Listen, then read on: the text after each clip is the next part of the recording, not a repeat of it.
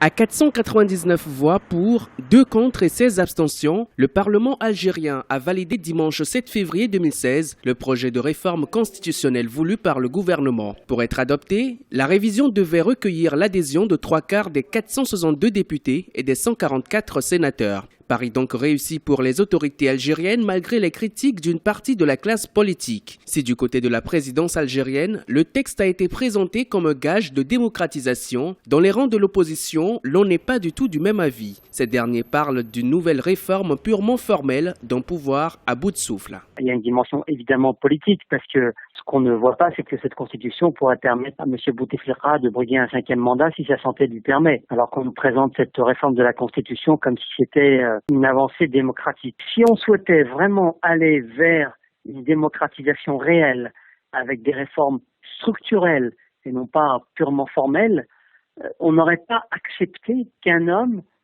âgé, incapable aujourd'hui d'assumer les charges de sa fonction qui sont lourdes. Être chef d'État, ce n'est pas rien.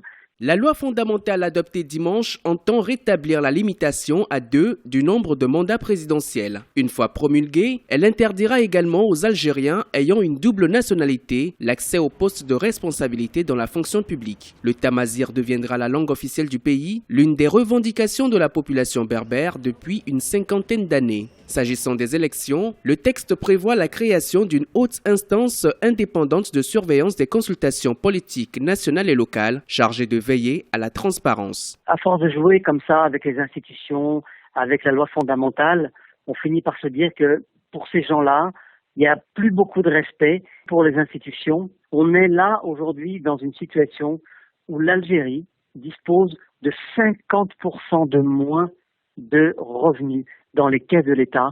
Je n'imagine pas qu'aujourd'hui, les choses puissent se dérouler dans le consensus. Ça va être très, très difficile d'expliquer aux Algériens pourquoi on engage aujourd'hui des réformes qu'il aurait fallu engager d'ailleurs depuis très longtemps. Et pourtant, il faut le faire.